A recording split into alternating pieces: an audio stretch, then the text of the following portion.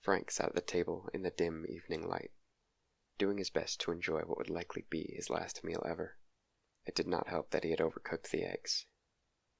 A red dot appeared on the wall beside him, slowly tracking its way towards his head. It was finally time. Frank was not ready. Although, is anyone ever truly ready? Regardless, he did not move, did not try to run away from the fate he had sealed for himself. It was finally time to leave this earthly plane, this absurd existence. It would all be over soon. The dot seemed worryingly erratic, as it moved in wide arcs towards its goal.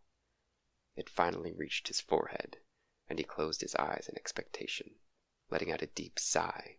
He heard the bullet pierce his living room window, and a sudden startling pain overcame him. But he was not yet dead. The shot had grazed his shoulder, and the pain was soon accompanied by a spreading red pool of blood from his shirt. "Jesus!" he yelled, standing up from his chair and clutching his wound. "You were supposed to hit my head!"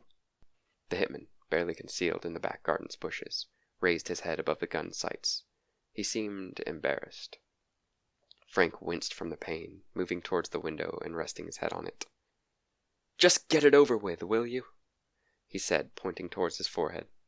The hitman took aim once more. The shot rang out, and Frank recoiled back from the shock, hitting the floor. He now had a hole in his arm. "Sweet fuck!" he yelled. "Oh, gods! I'm going to kill him! I'm really going to kill him!" The hitman peered through the shattered window, the balaclava doing little to hide his sheepish expression. "Between the eyes, please!" Frank shouted, pointing with his good arm. Light-headed from the pain, the hitman leaned the gun through the window, the muzzle less than a meter from Frank's head. Frank closed his eyes. The hitman pulled the trigger. Then again, and again. The gun, perhaps predictably, had jammed. Frank, thrice robbed of sweet release, gritted his teeth. "Just fucking forget it," he began to say, stopping when he saw the hitman taking out a combat knife from his belt. "Oh, no," he continued, backing up towards the living room wall. "God, no! I don't want to get stabbed. That sounds fucking awful."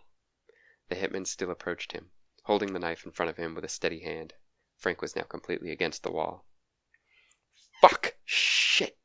Just fucking take the money and go, alright? I don't fucking want to die. Not like this," Frank said, and he had meant it. The hitman stopped inches from Frank, the tip of the knife pushing against Frank's belly button. He shrugged, then patted Frank on the shoulder. This would have been more comforting had that not been the shoulder he had previously shot. He took the money on the table, then collected his gun and nimbly climbed out the window, giving Frank a little thumbs up as he left. This left Frank alone, frustrated and in pain in equal order. He got up with effort.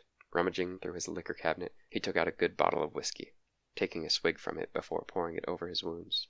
He wouldn't kill himself that day, nor perhaps any other, if only to spite that damned hitman.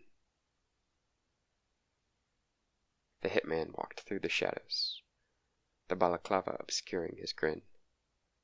This was not the first time he had been hired for a suicide. Sure, he had killed people for a living, but he liked to think he saved a few too.